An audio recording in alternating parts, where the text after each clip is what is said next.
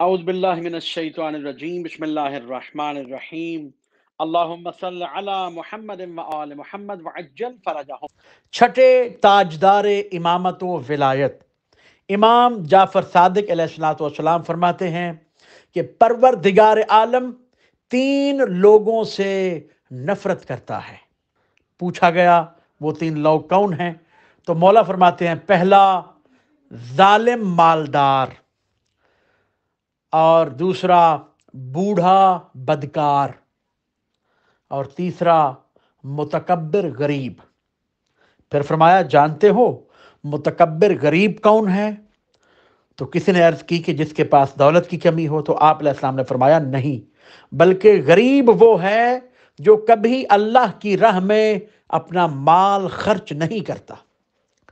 ایک اور روایت میں امام جعفر صادق علیہ السلام فرماتے ہیں، جو شخص سچ بولے گا، جو سچا ہوگا، اس کا عمل پاک و طاہر ہو جائے گا، اور جس کی نیت نیک ہوگی، جس کی نیت صاف ہوگی، پروردگار عالم اس کے رزق میں بے بہا اضافہ فرما دے گا۔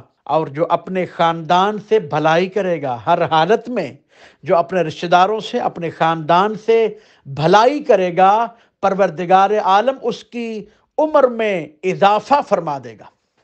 ایک اور روایت میں امام جعفر صادق علیہ السلام فرماتے ہیں، جو شخص اپنا دل دنیا سے لگائے گا، اس فانی دنیا سے جو شخص اپنا دل لگائے گا، تین چیزیں اس کا مقدر بن جائیں گی۔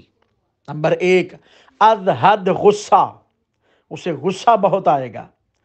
نمبر دو، آرزو جو پوری نہیں ہوگی، اور نمبر تین، وہ امید جو قطع نہیں ہوگی۔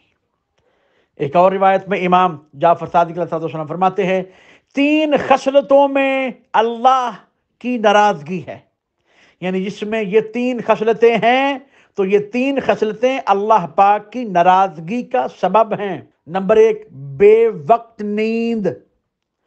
نمبر دو، بغیر پسندیدگی کے ہنسنا، اور نمبر تین، بھرے ہوئے پیٹ کے ساتھ کھانا۔